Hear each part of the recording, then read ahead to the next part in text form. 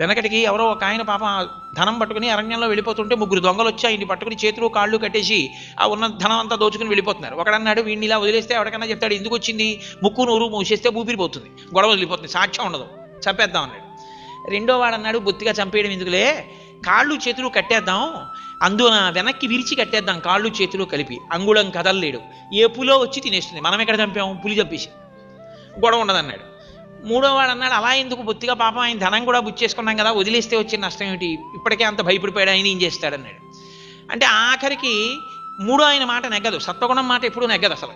కాబట్టి ఎప్పుడో ఓసారి నెగ్గితే అదృష్టం, అప్పుడే గుళ్ళోకి వెళ్ళాడని గుర్తు. ఇంతలో రజోగుణం తమోగుణం సెల్ ఫోన్ రూపంలో వచ్చేస్తాయి, అది వేరే విషయం అనుకోండి. కాబట్టి ఇప్పుడు వీళ్ళు కాళ్ళు చేతులు వెనక్కి విరిచి కట్టేసి వెళ్ళిపోయారు. ముగ్గురు డబ్బు పనిచేసుకున్నారు, ఎవరి మానాన్ని వాళ్ళు వెళ్ళిపోతుంటే ఈ మూడో మాట చెప్పిన ఆయన మళ్ళీ వెనక్కి వచ్చాడు. అయ్యో పాపం బొత్తిగా నేను ఇలా కట్టేశామయ్యా, నీ డబ్బంతా పనిచేసుకున్నాం, ఏమనుకోకు, కట్లిప్పేస్తాను